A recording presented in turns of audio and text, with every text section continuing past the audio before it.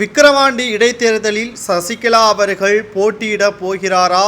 மிக அதிக அளவு கவனத்தை கொண்ட இந்த தேர்தலை பொறுத்தளவிற்கு எடப்பாடி பழனிசாமி தலைமையிலான தேர்தலாக இது நடைபெறுமா அல்லது செங்கோட்டையின் தலைமையிலான தேர்தலாக இது பார்க்கப்படுமா என்ற பல்வேறு கேள்விகளும் எழுப்பப்படக்கூடிய சூழ்நிலையில் ஒட்டுமொத்தமாக தற்பொழுது மாற்றத்தை எதிர்கொள்ள வேண்டும், அதிமுக ஒன்றிணைய வேண்டும், இல்லை என்றால் நேரடியாக என் செல்வாக்கு என்ன என்பதை காமிப்பேன் என்பதற்கேற்ப தற்பொழுது சசிகலா அவர்கள் இந்த தேர்தலை எதிர்கொள்வதாக செய்திகள் வெளியாகியிருக்கிறது. விக்கிரவாண்டி தொகுதியில் சசிகலா, அது மட்டுமல்ல பாஜகவிடம் கூட்டணியாக இருக்கின்ற டிடிவி தினகரன் மற்றும் ஓபிஎஸ் கூட்டணியிலிருந்து விலகுவதாக செய்திகளும் வெளியாகி இருக்கிறது.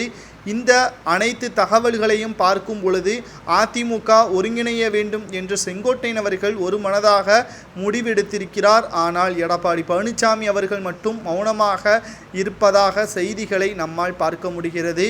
சசிகலா அவர்கள் வேட்புமனு தாக்கல் செய்துவிட்டால் விளாங்கோடு தொகுதியே தோற்கடிக்கப்பட்டது போல், அதாவது 4வது இடத்தில் விளாங்கோடு தொகுதியில் அதிமுக தள்ளப்பட்டது போல் விக்கிரவாண்டி தொகுதியிலும் 4வது இடத்திற்கு தள்ளப்பட்டு விட்டால், சசிகலா அவர்கள் பெரும்பான்மையை நிரூபித்து விட்டால் அதிமுகவில் எடப்பாடி பழனிசாமியை ஓடவிட்டு விரட்டியடிப்பார்கள் என்பதில் எந்த ஒரு துளி அளவு கூட சந்தேகம் கிடையாது என்பதை நாம் தெளிவாக புரிந்து கொள்ள வேண்டும். கிட்டத்தட்ட எடப்பாடி பழனிசாமி அவர்களது செயல்பாட்டின் காரணமாகத்தான் அதிமுக தோல்வியே தழுவிருக்கிறது என்பதில் எந்த ஒரு மாற்று கருத்தும் கிடையாது. சொல்லப்போனால் அதிமுகவை பொறுத்தளவிற்கு எடப்பாடி பழனிசாமி அவர்களால் தான் தோல்விக்கு வழிவகுத்து விட்டதாக தொண்டர்கள் கடும் கோபத்தில் இருக்கிறார்கள். சேலத்திலிருந்து தற்பொழுது வரை வெளிவராத காரணமும் அதுதான். ஒட்டுமொத்த கட்சிகளும் மாவட்ட செயலாளர்கள் கூட்டத்தை கூட்டி ஏன் தோல்வி, ஏன் வாக்கு சதவீதம் குறைவாக இருந்தது என்ற பல்வேறு தகவல்களும் நம்மால் பார்க்க முடிந்தது.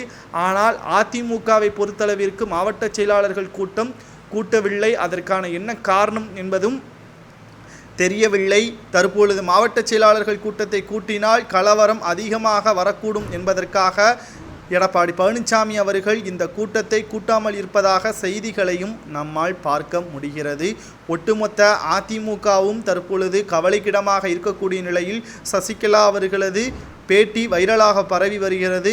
அதிமுகவை எதிர்த்து சசிகலா அவர்கள் போட்டியிடுவது சரியா என்பதை கமெண்ட் வாயிலாக மறக்காமல் கூறுங்கள். அல்லது ஒருங்கிணைந்த அதிமுகவை உருவாக்கிவிட்டு சசிகலா அவர்கள் அந்த தொகுதியில் களம் இறங்கலாமா என்பதை உங்களது கருத்துக்களை மறக்காமல் கமெண்ட் வாயிலாக கூறுங்கள். தெரியாதவர்கள் தெரிந்து கொள்வோம்.